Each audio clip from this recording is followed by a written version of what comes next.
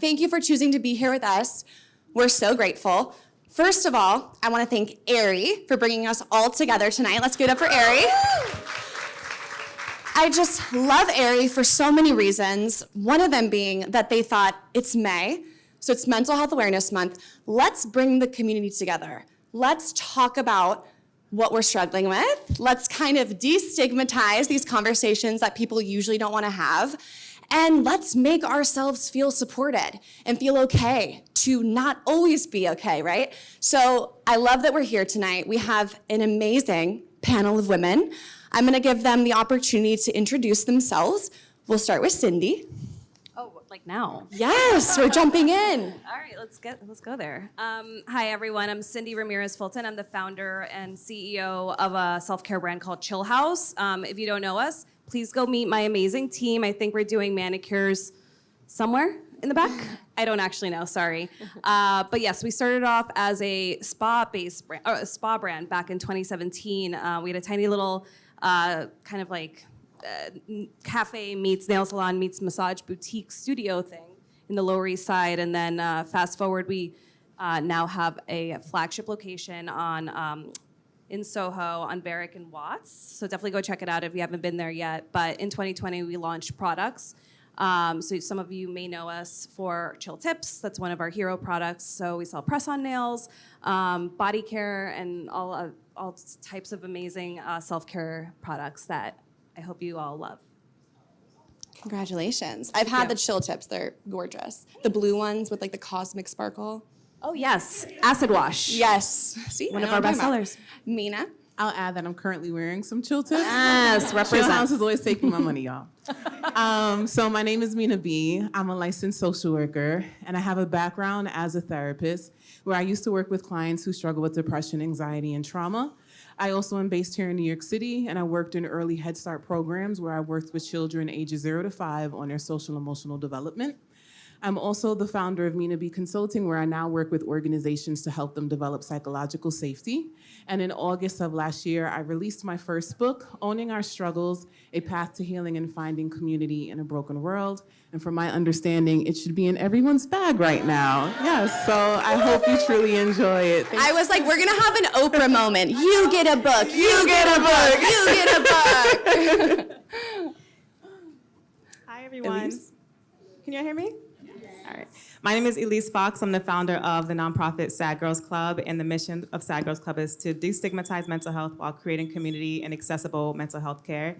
We started in 2017, so we're 7 years old. We made it, and I'm just excited to talk about mental health, to destigmatize it, but also make it accessible, and to bring in brands who want to invest in mental health, but do it long term, to challenge those conversations and make sure that it's an investment for our future, not just for a campaign or a short period of time. So I'm that girl that's trying to get companies to back it up and put their funding where their mouths are and support us in the long run, because the Gen Z and millennial population needs it more than ever. I love that. Let's give it up for our panelists. Yay. And something about what Elyse just said is one of the reasons I love Aerie so much is because I know it's a brand that I can trust, and that this is a brand that is constantly prioritizing the conversation around mental health, whether it is just the Aerie social media page where we're seeing positive, uplifting, realistic content, or the way that Aerie helps donate and support nonprofits who are doing this work. And by having nights like tonight where we all get to come together and have access to mental health experts and founders like these women up here. So I think the first place we should start is how mental health relates to big moments in life. I'm sure, do people know anyone graduating right now? You're graduating, you have a cousin, a friend, it's graduation time. Maybe you are switching jobs, you're getting a promotion, you are going on a first date, you're having a wedding. Big life moments are exciting, but they can also sometimes feel overwhelming. Oh my God, this is really happening. What does this mean about my life? Where am I headed with my life? And it can go from being amazing to really quickly stressful. Elyse, I know when you founded Sad Girls Club, everyone loved it. It took off like crazy, and Instagram even had a campaign, right? Celebrating Sad Girls Club. Yes, we were the first mental health campaign that Instagram has ever done. The founder actually messaged me and was like, this is why we created the app. We want people to meet each other and get off of the app, not just post their, Kevin, yeah, just post their highlight reels. Who's Kevin on Insta? Why don't I know him? Oh, okay. I'm gonna need to do some homework. He was like, you're doing what I built this app to do, and we love that you're building community outside of this space. So it was on accident. I was like, I just want people to put their phones down, have real conversations, and to get the stamp of the person who created the app that's like, get off of the app. I was like, okay, I'm doing something right for mental health. And on paper, I mean, that's so successful. It is so successful. But I know you've been open about having some self-doubt during that time, even with how exciting that was. Can you talk a little bit about kind of the irony of that and how you navigated the success while feeling some insecurity? I call myself an accidental activist because I studied film, media production, and communications my entire life. I was behind the scenes kind of girl. So when I put out a film that was about my depression and it like catapulted myself as being like the voice of mental health, being the voice of Black mental health, I was like, damn, I don't know how to navigate this. So as Sad Girls Club grew and like we built out this amazing community, I was still learning the business side of things, and I had imposter syndrome real bad. Like, am I supposed to be the one to do this? Am I supposed to be here? Am I worthy of being here? Am I qualified enough to be here? But at every event, after every event, when girls would come up to me and say, like, I needed this, like, thank you for creating this space, please continue this. It only took one person to be that battery in my back to let me know, like, you're here for a reason. Everybody in this room, you're here for a reason. Whether you missed the train, you thought you were gonna be late, you made it here after work, you didn't feel like coming, it's raining outside, like, you're in this room for a reason, so you're gonna take away something that you need. So I always just try to, like, go back to that grounding statement of like, you're here because you're supposed to be here. Don't let anybody try to knock you down or question your purpose. Do you guys hear about the butterfly effect ever? It's how like, if one, like a butterfly flaps its wings somewhere, it then creates a ripple effect. And I think it's so beautiful when we are feeling lost in life to remember like how impossible it is to even like be born and like be a person and then like live on earth and then have all these amazing experiences. So I love that. And Mina, you talk a lot about mental fitness. Is that a skill that we can learn?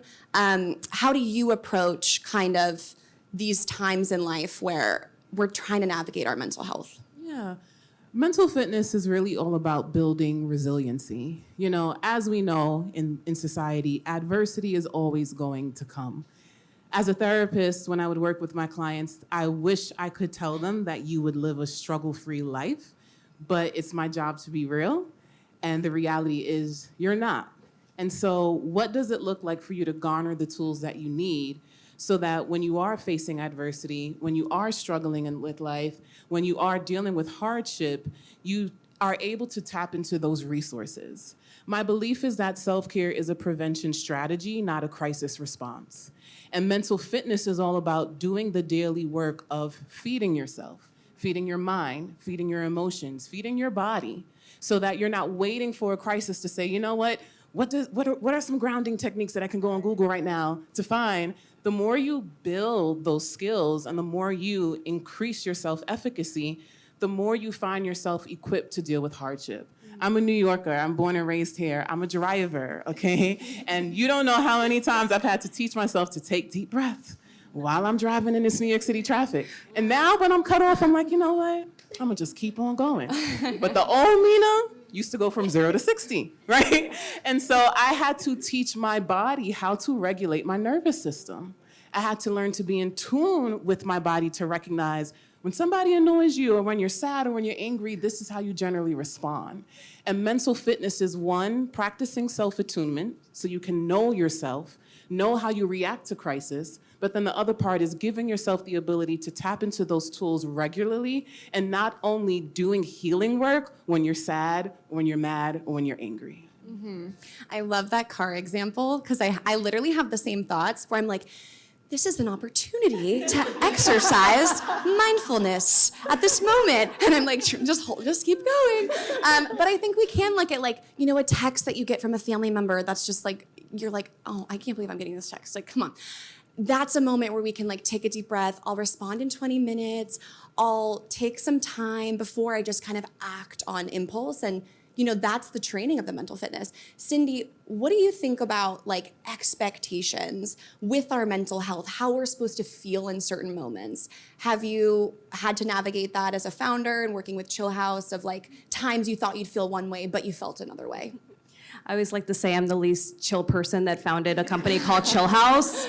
I actively work on this every single day. I'm also a native New Yorker, but now I moved down to Miami, so I feel a little more at peace. I hate to say it. I do feel like the change of scenery has helped me a lot. But yeah, it's a constant struggle, especially as like a leader. You know, you have to lead by example and like try to, you know, regulate your nervous system when the times are a little anxiety inducing. And it's a constant exercise, and one that I'm definitely not perfect at yet. But I think it's more like kind of going back to, I love that analogy of just, you know, exercising it, the muscle every day of how to like, what are the things that work for me, right?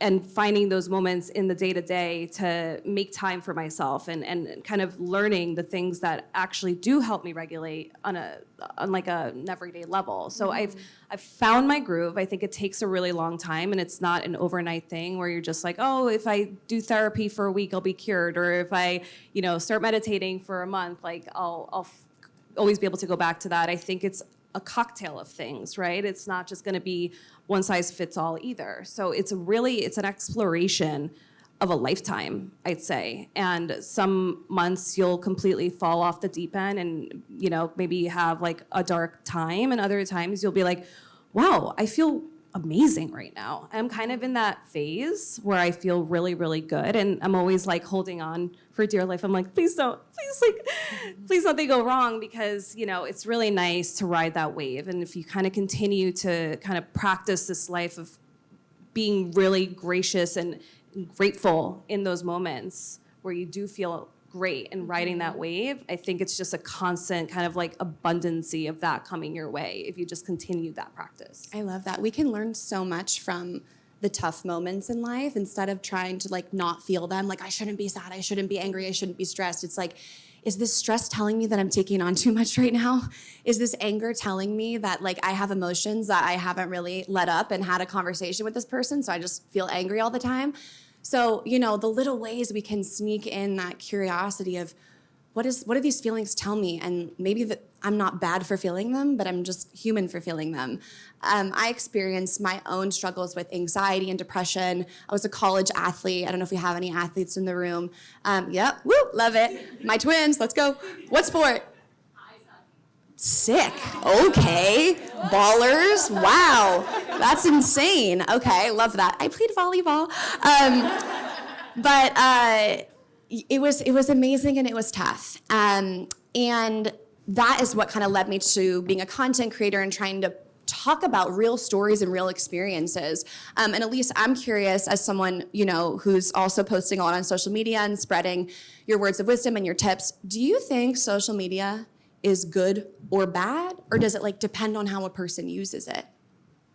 Definitely the latter. And I always say, like, after I talked with Kevin, I'm like, we create the things that we put out on social media. We also get to decide what we choose to see. So I try to be really intentional of like, if my niece stumbled upon one of my posts, what do I want her to see? Or what do I want to see? So I know maybe many of us might have a Finsta. Like, my Finsta is my home. Like, that's where I go up, my recipes, everything is there. And I'm honestly really on my own page, and I treat it like a job. If you're working anywhere, you're not gonna like clock in at 8 p.m. like, oh, you know what? Let me just see one last thing on the shelf. Like, no, you're gonna sign off. So I treat social media like a job. I'm on between certain hours. I know what it does to me when I go on there late night and I start comparing and I start just judging myself. So I treat it like a job. Like, Elyse, you're off of it at this time. I have timers for everything, TikTok especially, because I'm like, I can be on there for hours. But I just treat it as like something to dip into, because the world is way more beautiful than social media is, the real world. It can be so addicting, like, you know. And also, something I learned recently was we often reach for the phone when we're trying to like change an emotion. Like, I'm bored, let me grab the phone. I'm sad, let me grab the phone. I'm happy, let me grab the phone and talk about it. And so someone once said, how can you use social media as a form of like entertainment that's not changing how you feel? And it's been really reflective for me. I know you're a mom, Cyndi. How do you think about social media now with the next generation? I know. We're talking about it quite a bit around the house, my husband and I, lately. Obviously, I don't know if you guys have heard of The Anxious Generation, this book that just kind of came out. We are the anxious generation. Yeah, I think a lot of you here maybe fall under the anxious generation bucket. And I don't know what that's going to look like, social media is going to look like by the time, my kids get around to it. I have an almost 4-year-old and an 8-month-old. So we have some time, and I think things will look a little differently then. I think for me, it's obviously being present when I'm around them and not having them like resent me being on the phone. But it's hard, we're obviously always on them, not only for doom scrolling, but also because we work and our entire lives are connected to this device. And so being really mindful about being in the room with them, obviously, like mornings are sacred, nighttime, bedtime is sacred. Like those are the times that, they know that they have my undivided attention. Everything else, they understand work is really important. My job happens to fall a lot under social. So it's definitely really, really challenging. I think, for me, I'm currently, I think, in like a very addictive phase. And I don't know that I can really limit it to the point of like Elyse, because I am so connected in so many ways. I feel like I have so many conversations with my friends, with my community, all through DMs. It's like, it's taken on another breath that I feel like no one really even predicted. It's like how we communicate with each other too. And like for me, community is really important. So I'm just gonna like dial off every day? It's kind of hard. Yeah. But I do think that for me, the addiction, like if I feel like I'm getting a little too worked up, I find myself kind of going into these rabbit holes where I can't sleep. I just switch from one addiction to the next and I go to Zillow instead. If I'm being honest. That's so fun. And I do think that setting the budget to unlimited. Just let's see what happens. And just like stalk random. Pretty much, yeah, manifesting, right? No, so I think for me, the addiction is like, I'm very honest about my addiction to myself and just knowing when it's time to transfer from one addiction to a healthy addiction. I think that's where I'm trying to like, And maybe the healthy one is a habit. We can do that too. I mean, a habit would be nice too. No, but I think that's a realistic thing to maybe practice is like, okay, this is obviously an unhealthy habit that we have. How do we now transfer that addiction to something that's actually a positive addiction? Mina, Not Zillow, but like something else. Mina, I know you talk a lot about belonging. I love that word. It feels like the word belonging just penetrates through any fakeness. Like if someone says belonging, it just like, it hits like a real chord, at least for me. And Cyndi was talking about community. So when we're searching to belong and to get validation because someone liked our post or said they liked our outfit or saw that we had a happy weekend and we have friends, whatever we're posting to receive, can that be dangerous? How can we satisfy the need to belong without using social media? At this point, I don't think we can, to be very honest, because social media is deeply ingrained into our culture. It's our norm. And I actually don't think we have to look at it through a black and white lens. I think it requires more nuance. I think it's about what is your subjective relationship to social media. As a user, how do you use it? How does it make you feel when you're on it? And remind yourself that you're not a powerless person. And so if you are utilizing social media in a way that you find that every time I pick up my phone and I go on Instagram, I feel really bad, this is a moment to practice self-reflection, say, well, what am I exposing myself to on the app that is making me feel bad? If I have a personality trait where maybe I struggle with insecurities and I am following certain people that I keep comparing myself to, you have to tap into your own self-efficacy and power to say, I'm gonna unfollow this person, I'm gonna use hidden words, the features that are built into these apps so that we don't see certain forms of content. I'm gonna block people. I block people left and right, y'all. The therapist blocks people left and right. I don't have time for the nonsense, okay? And so, remember the power that you hold, but I also think it's really just about recognizing the relationship that you have with this device. And I think it's also tricky too because our phones are computers now. So we're picking up our phone. I'm currently trying to learn Spanish. I'm on Duolingo and I'm like doing my exercise and I'm like, hold on, let me tap into Instagram really quick to see what somebody said, then I'm tapping back out. And so we have this relationship with this device, which is why I don't think social media is really going anywhere. And so it's really all about using it as a healthy tool, being very mindful about how it makes you feel, but also just reminding yourself, what can I do differently when I am utilizing these apps? I have a sense that this is a room who's actually maybe done something like that with social media? Raise your hand if you feel like you have done a bit of a detox to like protect your feed. I knew it. These are the people who shop at Aerie, okay? This is the community. So I think it's great advice. And you know, we have autonomy over our accounts. You don't have to follow certain people. Sometimes there's celebrities, I'm like, if I unfollow this person, will someone come to my door and say, you must follow her back? And I'm like, that's not gonna happen. Yeah, no, literally. So I love that. I think it's great, great, great advice. On the note of community, Elyse with Sad Girls Club, how meaningful was it to create that, connect people who were feeling the same emotions? What did it teach you about the importance of community? So much. I learned so much about community, and I continue to learn through Sad Girls Club. And for me, when I started Sad Girls Club, it was because there was a need for it. I was looking for spaces online, in person, just community resources that I could see myself reflected in, or just one person who looked like me, who was from Brooklyn, who like came from a similar background, and I couldn't find that. So I was like, you know what? I'm not gonna complain, let me just build it. And since building it, I just see like so much hope in people's eyes, and I see determination. I see people are like, I get to live longer. I have my community, and it also like shows me that outside of mental health, people just want to connect on things that are so stigmatized and that they can't talk about in their own home. So I call ourselves like the Alcoholics Anonymous of mental health. We're not your immediate best friend group. We're not like your therapist, but we're that in-between sweet spot of people who understand what you're going through. And that's just invaluable in any situation. So community is great when you can't afford the therapy or maybe the medicine or the treatments that you really do need, but it's a great like in between to just feel seen, to feel heard, and also give you that bit of hope that you're not the only one experiencing what you're experiencing, especially in those moments where you just feel like I'm isolated and I'm helpless. So Sad Girls Club, I still continue to learn through our girls, and it's amazing like the stories that I hear and just learning that like we are giving people hope to just continue to live and like know that they're worthy of another day. I love that. Cyndi, you have a lot of events as well in person with Chillhouse. What is important for you when kind of creating those live experiences to make sure that the people are coming will feel something deeper?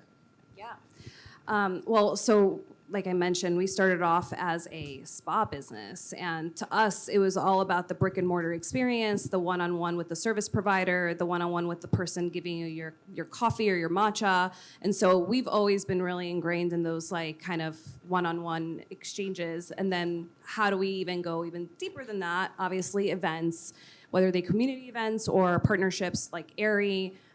We host a lot of them, and we always have, and we always will. It's like such a fun way to really engage the people that follow the brand. Obviously, not only for like, you know, these kind of more like community type activations, but to really also just provide a place, a destination, a space, a safe space for people to come and meet people that are like-minded, right? So one of my favorite things to hear about Chillhouse, obviously if people are like, I love your products, great. But even more so is when people are like, I met my best friend at the store. Or like I met someone like that, I'm like, I don't know, I'm gonna go do a workout with so-and-so that I just met, like getting my nails done. It's those moments that I think really empower us and make us want to create more in-person experiences. And we're not really in the business now of opening up a lot of spas, just because our products are kind of right now the growth opportunity. But you know, now it's like, what's that next step to now we have products? So how do we create community with that? And one of the other things that I love is like, you know, you see chill tips on someone's hands and you immediately like, no, those are chill tips. It's a conversation starter a lot of times amongst people that know the brand and have been following it for a long time. So that's what fuels us, those moments, those exchanges. And yeah, it really is what's like one of our driving forces of the brand. I'm feeling so inspired by that. I think we should take a quick 20 seconds to just say hi to the person sitting next to you. If you came with them, say hi to someone else real quick. This is a good room. Your best friend could be in this room. We met earlier. Hi. Love that. Love that. I need to show you a picture of the girl who you kind of look like. Yeah, Lauren. She's stunning. Notre Dame.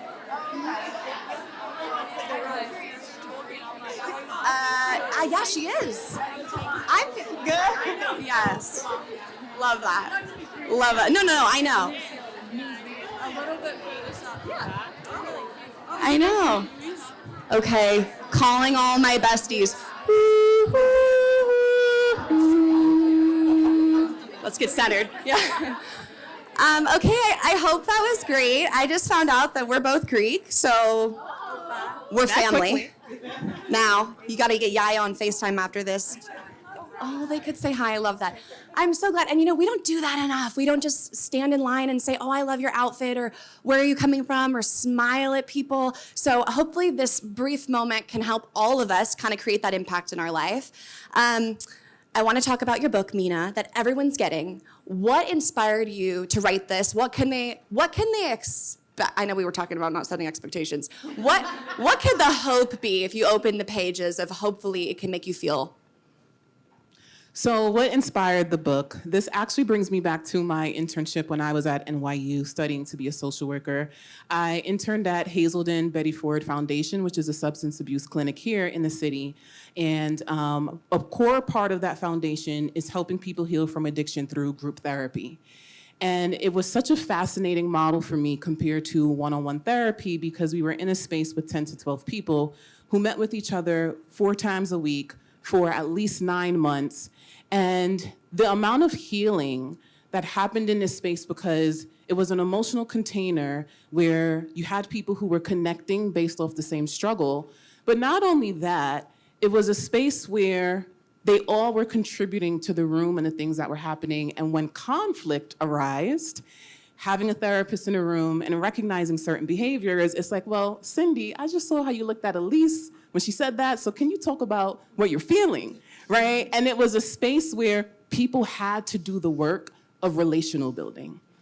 And it was so life-changing for me that as I continued on to do one-on-one therapy, my heart always just felt like, why are we not promoting group therapy? Because we are wired for connection, and so many people don't know how to be connected.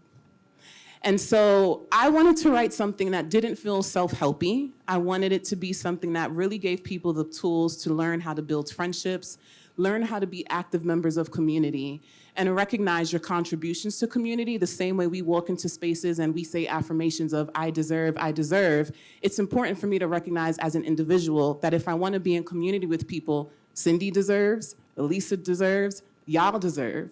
So what is my contribution to building relationships with you instead of me having I-focused healing? It's all about me and my I-centered affirmations. What does it look like for me to be concerned about my neighbor? What does it look like for me to contribute to actually wanting to have a relationship with you and not making it about me? And so the core theme of this book is community care. It is getting into the difficulties of what it looks like to build healthy attachment, the things that disrupt healthy attachment starting from our childhood. And chapter 1 is the starting point. It helps people unpack their childhood. Then it goes into adulthood. Then it talks about race and how that influences our relationship in society. And then it talks about the culture of work and the different things that impact our ability to be human, but also to cultivate connection. So the core thing I want you to take away from this book is belonging, your contribution to belonging, your contribution to community, but also just the foundational understanding that we're wired for connection. And so how can you do the work of putting yourself out there and really building healthy relationships? I'm so influenced to read this book. Wow. Honestly, it's an Aerie Real Talk event, so all real talk. That makes me think about my husband is always positive. He's just one of those people, like the sun's always shining, but sometimes it's not because he's a person. And when it's not, I'm like, wait, but I rely on you to like bring me, you're supposed to always be happy, but that's not fair to him. And so I've been trying to figure out how can I self-soothe and not just rely on him to bring me sunshine on the days I don't have it, because it's not his responsibility, And I think that makes all relationships stronger, friends, siblings, parents, your partner. So I'm literally so excited to read it. I think this is feels like part of a conversation people aren't having.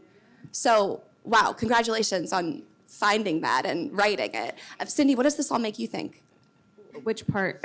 How about we focus on maybe our role in the relationships that we have and like...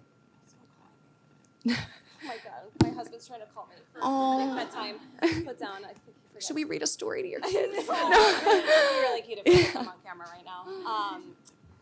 you're talking about connection. Yeah, and when you think about your mental health and how you self-regulate to show up for the people in your life. Yeah, I mean, so important, right?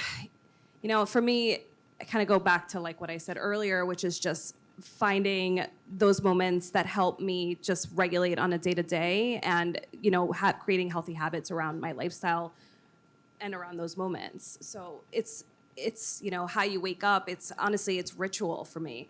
So I have some foundation of like, this is what I know, I can control this, right? This is like, I think we have to have some level of control in our life because we know that the other stuff is just gonna come at us and you can't do anything about it. So if you have some level of grounding and sense of just, what's your everyday, what's your constant, what's your North Star, I think that is like, honestly, a great foundation for how to live life every day. And then the rest, you kind of learn how to roll with the punches and like deal with what comes at you a lot more. You're just more well equipped. So that to me, I think is just how, I try to show up every day and hopefully, my kids, honestly, having kids really, I want to say humbles you and puts you in your place. And I think, you no longer show up for yourself, you show up for other people. It's like, really like my full-time job is these kids and you have to show up, you have to be your best self, you have to like really be a good example for them. So if I'm not doing that when they're not around, then I'm just a phony it's just, I don't know, my life is just taking a turn. I can only imagine. Elyse knows. Elyse, any final thoughts before we do a Q&A? So get thinking on your questions. No, I like everything you said, Mina, and you, Cyndi, too. But I took a note a couple years ago of like, don't treat people the way you want to be treated. Treat them the way they want to be treated. An example of that, like my mother, she wants like in the morning, it could be 3 a.m, 4 a.m. When she sees you, she wants a big good morning, and I'm not a morning person. So I'm always just like, all right, she wants a good morning. It's not a big deal. I could go with a full 3 hours of being up and not saying a word, and that's fine with me. But when she's at my house, I'm like, okay, let me say good morning. Let me say it loudly because she might not have heard me the first time. She'll get upset. And it's like this unnecessary argument because I didn't feel like saying good morning. So like the way she wants to be treated, she just wants a good morning, whether it's 3 a.m, 4 a.m, whatever. But I'm starting to like just reconfigure my mind to treat people the way they want to be treated in a way that also respects my boundaries too. So, treat people the way they want to be treated. I love that. I feel like that goes perfectly hand in hand with kind of what Mina was describing. Aerie wanted us to take some time to get to connect with you all. You came here tonight. If you have questions that any of our panelists or myself can answer, don't be shy. We would love to. Oh, yes. New Please Zealand. tell us your name and question. Hello, I'm Grace. Thank you so much. I'm Grace, and I'm from New Zealand, as we were discussing before. Mina, something that stuck on my brain, so as soon as you said a question, I was like, yes, as you were talking about, like, we can be super intentional on, like, social media. I'm going to block you. I'm going to hide you. I don't want to see that. But, like, when I'm sitting right next to someone, I can't block them. And I don't want to. We just met. But so I guess my question is like, especially coming from somewhere that's not America, there's been times where I'm like, oh, I don't know if I like this. This is like culturally different. Even though you're speaking the same language, sometimes I might feel like I would rather hide or block or whatever. So roundabout way of the question, how do you do that in person? Yes, that's a really good question. 2 things come to mind. The first thing is interpersonal relationships, defining your rules as well as your boundaries. And it's really important to understand that the two are not the same, because in our culture, I'm hearing people say things like, you're violating my boundary, when what you're really trying to say is, you're violating my rule. A rule is the guidelines that we impose on other people. So we might say, can you please not sit so close to me? Can you move over? But Elyse might decide, I don't care about what your needs are. And then I'll say, well, I'm gonna scooch over, which is my boundary, right? And so the rules are the guidelines that we impose on other people. It's the requests that we make of other people. But I'm sure we know some people in our life who we make requests of all the time, and they don't want to honor our needs. It becomes an issue. And so we have to ask ourselves in certain moments, what am I going to do in this particular situation that makes me feel uncomfortable? What am I willing to tolerate? What am I not willing to tolerate? Is there flexibility here? Is there room for me to compromise? Or do I need to set a stern boundary with myself to decide how I'm going to handle this situation? Your boundary is what you can control, which is you. You can't control other people, which is why it's not necessarily you're putting a boundary on them, you're putting a rule on them. The next thing I think is really important, especially in more intimate relationships, is radical acceptance. And I think Elyse did a really good job at describing radical acceptance is, my mama wants to hear good morning. It don't matter what time it is, I've learned to accept that this is how she is. This is what her need is. And I've also have been able to recognize, does this actually hurt me to say good morning to her, right? And so as you just said too, like you can still honor what your boundary is because you have needs. So I think it's just really important about figuring out in those moments, if I have a rule, did I actually communicate it, or am I just making the assumption that, you know, you're so close to me, like why are you so close, right? You know, I think about the pandemic when we had the stickers on the floor for people to stand 6 feet apart. And I'm like, thank God we have this now, because culturally, it's like, why do you need to stand on my shoulder, right? That some people aren't aware, and you have to verbally say, please take a step back. And if you're not gonna do that, then I'm going to take a step forward because that's my boundary. So those are the two things that I encourage you to think about. Thank you so much. Thank you, Grace, for being our first question. Yes, right over here. Hi, Maggie. I have a question for all of you. What was one thing that really, in your all mental health advocates, what's the one thing that drove you to be a bigger voice than what you were typically being? Question is, what drove you to be a mental health advocate and to use your voice in this way?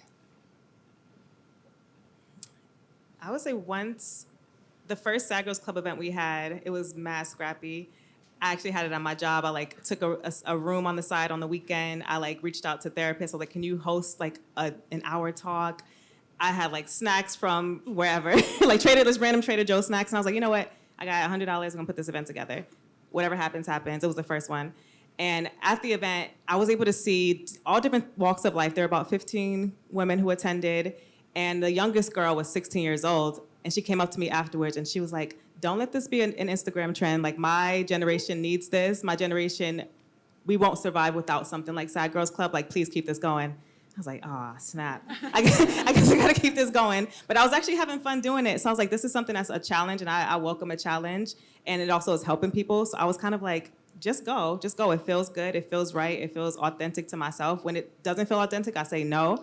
But it felt authentic, so I kept going, and I continue to just go with my gut in everything I do. Mina? For me, it came from more so my cultural background. I'm born here in America, but my ethnicity is Panamanian and Colombian. And so, okay. And basically, I grew up dealing with mental health struggles as well. I struggled chronically with depression, and I didn't have anyone that I could talk to about it. It was very clear in my household how people felt about mental health, and I always felt different. And so as I got older and I studied human development, I studied different things around psychology, and that's what led me to become a social worker, I just kind of felt like I want to take the skills that I have and be a voice for those who look like me, who identify with my own cultural background, and who don't have a safe space because of the societal norms as well as the cultural norms that keep people in a place of struggling. So I really just wanted to set something different and break the stigma within my own cultural home. Love that. Cyndi? So for us, I think originally it was really just about how do we create an experience for New Yorkers. We were all obviously constantly stimulated, constantly overworked, constantly just on the go. And so Chillhouse really was created to be a respite from all of that chaos that we deal with on a regular basis. But a couple of years into the company, we kind of took a step back. My husband and I were like, what is our real purpose here? What is the underlying message that we really want to get out there? And it really came down to mental health and prioritizing that as your number one sort of way of being and living. My husband actually, he has a mental health illness, and it was really interesting for me to see him navigate that throughout the years. I didn't really know what I was getting myself into when I first started dating him, and now we've kind of learned how to live our life around a lot of his inabilities, or restrictions. So I think for us, it just made perfect sense to kind of lean into that and be a support to organizations like Sad Girls Club and others, and be voices and help with resources. So we're always at the forefront of the conversation and making sure that we show up for our community in ways that are unexpected when it comes to mental health. That's amazing.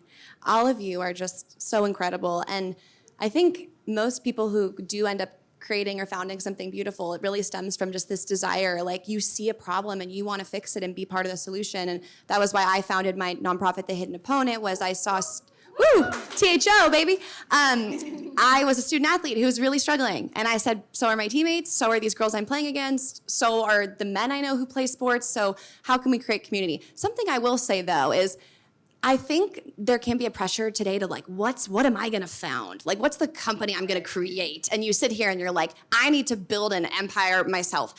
And I think that there's insane value in finding something you support, you believe in, and you're like, I would have created this if I thought of it first. So how can I contribute? How can I work for this company? How can I be in these places? Because you don't have to do it yourself and do it first to be successful and be impactful. So I just want everyone in this room to know that, if you even know the direction that you want to head, be around it and provide value to that wouldn't be there without you. So I think there's another way to think about it too when you're thinking about your passion, and it can feel overwhelming to think you have to found an entire company in one night. Any other questions? Yes, we'll go right here. I just want to say also, I love you so much. Thank you. Whether it's body image or I'm a fellow Swiftie, so Taylor, or just depression. I know when I'm on your page. If it's Taylor depression, I'm like, yes. When I'm on your page, I feel like it's always a safe space, and I just think you're making the biggest difference on young girls and women. So thank you. Oh my God, I'm gonna cry. Thank you. I'm on my period. I really resonate with what you said about Max, about him being a really positive person, because I feel in my own life, whether it's my dad, my sister, friends, they're very, I like to surround myself with positive people, and I try to be positive, but you sometimes, I can't rely on them only. When you said you self-soothe, I was just thinking, what you do to self-soothe. Yeah. I would just love to, hear from you. What's your name? Bitsy. Bitsy. Wait, that's the cutest name. Is it an abbreviation or just? That is unique, and you're the it girl for having that name, Beatrix. Wow. Great question. The question was, how do I self-soothe in reference to the analogy about me and my husband? I would say it's really hard. I'm it's time to self-soothe. And I'm looking in the mirror and I'm tapping my feet. I think that I would say what's been helping me is kind of identifying, okay, where am I at? Am I sad and I'm trying to come up? Am I happy and overstimulated and I'm trying to come down? Where am I and where would I like to go, and what can help me get there? If I'm sad and I want to be happy, maybe it's a FaceTime. Well, no, because then I'm not self-soothing. Maybe it's an uplifting song while I try to be present and not be on my phone and connect with the world around me. Maybe if I'm feeling really overstimulated, I need to do a meditation, or I need to read. I recently ordered a puzzle. I saw that on TikTok and thought that would be a fun evening activity that doesn't involve a screen. So, I'm trying to be creative with it, but I consider it a win if I don't bother Max. I've gotten better at meditation. I think meditation doesn't have to be you have no thoughts at all and it means you meditated. I think if you literally put your phone away and sit in a chair for 5 minutes, I don't care if you think about something, you're meditating. In this day and age, not being on your phone and not having distractions and not talking to anyone, you're practicing and you're training the mental fitness, right? Would you say, Mina, that's training the mental fitness? Oh, yes, absolutely. You know, I think about the concept of meditating, or even just grounding yourself, right? It's really all about trying to bring yourself out of your mind and bringing yourself into the present. And so even if you're not gonna meditate or do something around that, I think grounding techniques are also really important, where you can just engage your five senses. What are the different things I see in a room? Am I gonna focus on the color? There are times where I'll literally have to say outside, let me touch the chair. Let me just touch something or smell something, light a candle, right? As a way to just bring yourself to the present. So those are different things that you can also utilize as a form of self-soothing. I love the senses thing. If you really try, you can feel your body tingling, and then you're like, I'm in the present moment right now. Bitsy, I love that question. Thank you, and thank you for the kind words. Hi, my name is Grace. I know you. Sorry. Oh, that's funny. That is funny. Any other Graces in the house? Yeah! You've talked a lot about your mental health, and Cyndi, you talked about this with your husband. What do you find are like the best tips to not put it on your partner when you're struggling, or how do you communicate? Like, I'm struggling right now. Like, I don't know. How do you balance that within a relationship when they might be struggling and you might be struggling? Yes. Great question. Grace the second.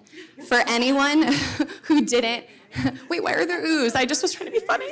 You're both Graces. For anyone who didn't hear, Grace's question was I'm sorry. Yes, how do you balance it with your partner in those moments? And Cyndi, you were talking about that with your husband, so I'll let you take this one. It's been really hard. I'm kind of an only child. I grew up an only child. I do have two half-sisters through my dad's side, but that's another story. So it was really hard for me to learn how to really be present for him, since I am kind of a selfish person by nature. But yeah, I think, identifying when it's coming on. Like, I know when he's in a place that I have to really show up for him.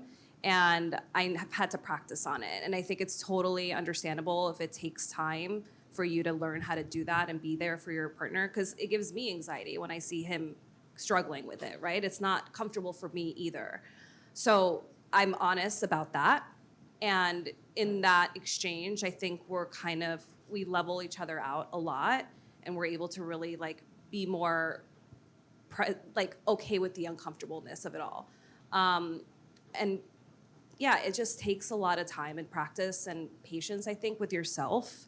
And I'm not always gonna be perfect in these moments, and I hope you're okay with that. And I think you have to learn how to also, obviously, self-soothe, right? So for him, it's really his own journey that I can't help him with entirely, but I can just be there as a support system as best as I can, telling him it's gonna be okay, taking him out of a situation that's uncomfortable to him if that is something that he wants to do. But if we're gonna go there, something that's actually really worked for him recently is hypnotherapy, and breathing practices with hypnotherapy. And he's gotten really, really close to the point of having panic attacks in those rooms, and being able to really his whole thing is agoraphobia, so the fear of panic attacks. So I can't be there in those moments. He has to really learn how to take care of himself in those situations, unfortunately. So it's really just about letting them do the work, not coming down on them ever because they have to do the work. That's the most important thing. I'm okay, you have to take an hour out of your day to go do this drive that's going to push you to this limit. Go do it.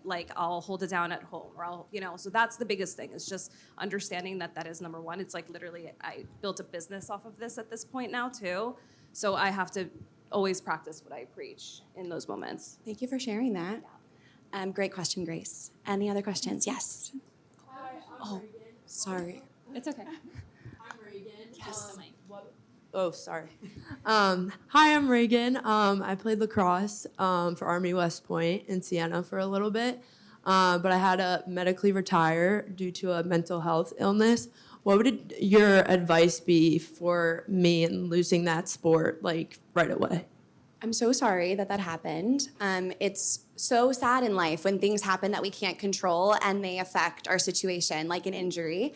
I would say grieve it and be sad. You're allowed to have your weeks or month of crying and thinking, this was what I thought this year my life would be, and it's not. And you are valid in that sadness. And then once you've let that really have its moment, you will crave to have a laugh with your friends. You will crave to get outside. You will crave to find some sort of movement with your body. So I'd say really honor the stages.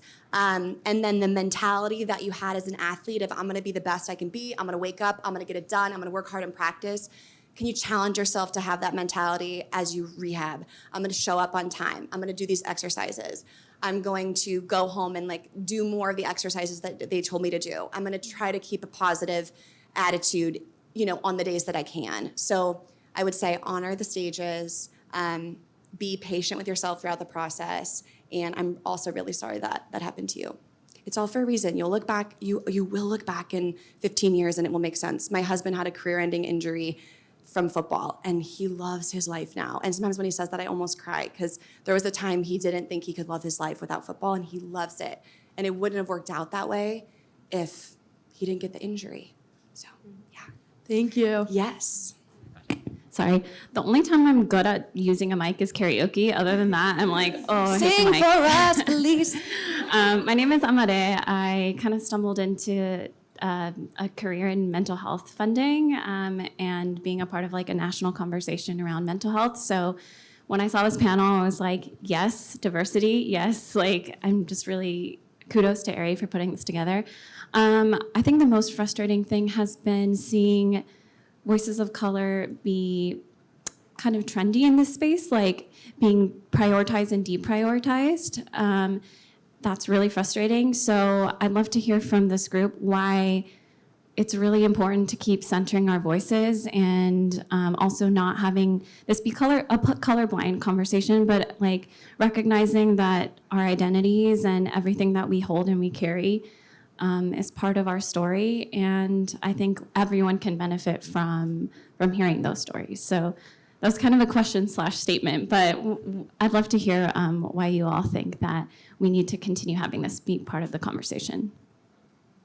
Elyse, it's been a while since we heard from you, so I'll let you start. Okay, I would say, thank you, that was a great question.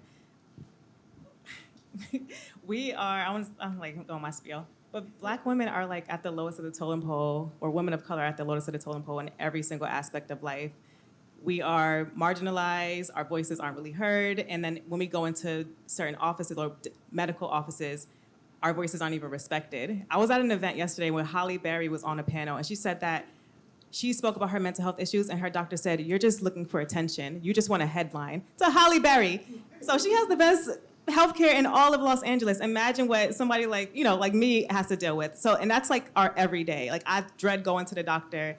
I dreaded going to the doctor until I found like a Black doctor who understood my voice and my perspective. But it shouldn't just be I have to go to someone who looks like me to feel like I'm a human and feel heard. So that's the first part of it. The second part of it is with us being a part of the community, well, myself being a part of the community that I want to serve, I also have to, it's like a part of my duty to put that pressure on brands and platforms that have the means to spread our voices large and wide past Mental Health Awareness Month. Aerie Real Foundation is like such an incredible platform. They're supporting Sad Girls Club, and this is a conversation we've been having for over a year. So this is like an investment that they're making towards the future of mental health. And I'm really like, I'm shameless with like saying, going to Nike and going to bigger brands and saying like, yeah, it's Mental Health Awareness Month, but what are you doing in June, July, August, September? Yes, we know Pride is in June, but what are you doing for members of that community outside of June? So I am the voice, and I think that's like us as content creators, or us who have like bigger platforms, to put the pressure on these brands who have the access, the means, and the reputation of supporting organizations or voices of color during a certain time. Continue that conversation. And I also tap in like, hey y'all, it's July, what's going on? How can we support? Or this is what we have going on, and keep that conversation going. And as myself, I still talk about my struggles.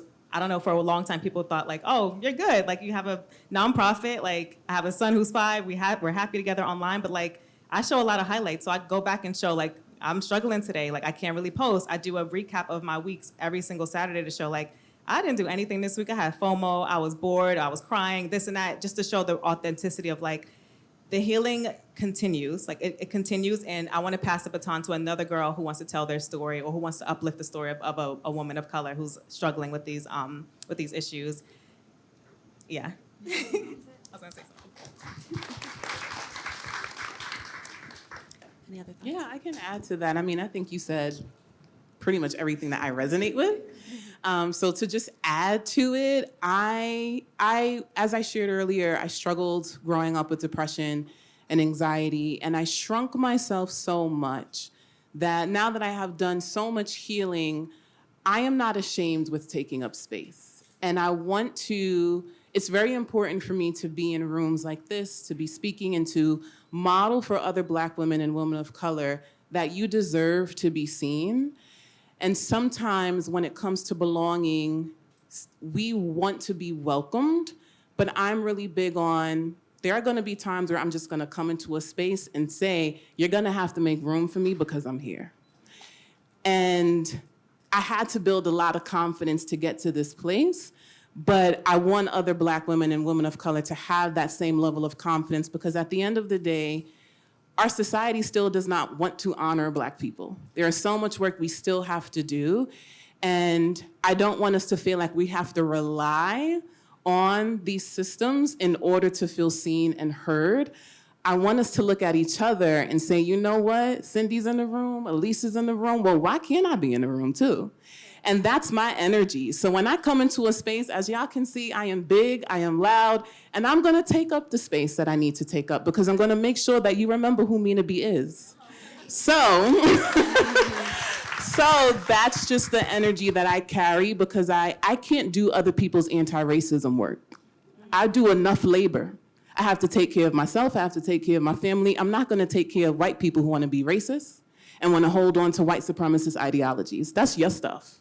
So when it comes to me being me, you're gonna know who Mina B is. Whether you like me or not, I'm gonna show up. And that's just the energy that I carry everywhere I go. I represent the short Latina audience that loves to take up space too. But really, I think for me, growing up, I had a very strong mother, one that was one of 14 siblings, that, what you said didn't matter because everyone had an issue that had to be dealt with. So, good luck trying to get a therapy session with your mother, I'm sure, right? And that kind of trickled into my life. Like, I still do emetophobia, which is the fear of vomit. It's true, and it's not something to laugh at, even though I laugh at it myself, but it really does give me a lot of anxiety. And so growing up, I would bring this to my mom, and she just always kind of brushed it off. She just threw me in therapy, but never really addressed the larger problem. And it's stuff I have to work on. But I think, growing up in kind of Latin culture, therapy wasn't really on the table, or you couldn't really have those conversations with your parents. And I think now, speaking to the younger generation, it's yes, talk about the things that really rattle you, the things that give you anxiety. What is it? Is it a phobia? Is it an actual mental health illness outside of a phobia? And please bring it to me as a parent as soon as possible, and let's talk about it and let's figure out how to get through it together, because that's not something that I had really growing up. And so if I can be a change in that, through Chillhouse being advocates of mental health, via my own personal platform, obviously through my parenting, then I feel like I'm doing what I'm supposed to do. Thank you all so much.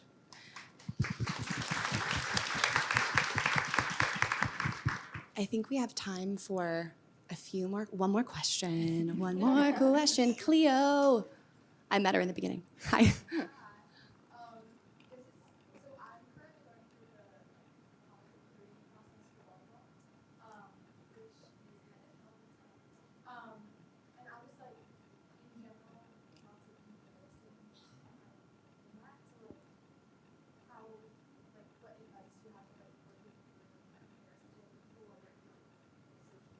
Yeah. This last question is about comparison. So the question was, how do you navigate the desire to compare, the comparison, and feeling bad about yourself? I'll start by saying one of the things I think we all need to recognize is when we compare, we're not even playing an equal game because I am comparing the version of myself that I know in the dark of my room when I'm alone and it's intimate and it's personal and I know the insecurities I might have on my body or the things I've said or done that I wasn't proud of. And I'm taking all that and I'm comparing it to the perfect highlight reel photo that someone else put on Instagram for the world. So it's like I'm in one arena and I'm comparing myself to someone who's in a completely different arena because I can't know them intimately like I know myself. And so sometimes I like to think when I go to compare, I go because it's human and it's habit, but let me remind myself this isn't even like a fair game to play. That helps me just kind of stop the spiral. Any thoughts from our panelists on our last question? I think that everybody online is pretending to a certain point. So understanding that like this isn't 100% of who they are that they're putting out there, it kind of helps me know like, I wonder what kind of, I wonder what they look like with the makeup off or like, not in a negative way, but like we're all humans. We're all trying to just do our best and put our best selves out there. It's so easy to compare, but when that happens, I literally am like, I will mute you in a heartbeat and just like log off and go to a page that makes me feel a little bit better. But it's honestly not easy. And I like that analogy you put. Like everyone is putting out their best version of themselves, the edited, the filtered, the face app, all of that. And we know our like most, I always call it like gremlin, like when you're just eating in your bed and you just have no makeup on, bonnet on your head. And I'm comparing myself in the bed like to the person that's like on a red carpet or whatever. And that just makes no sense. Yeah, so true.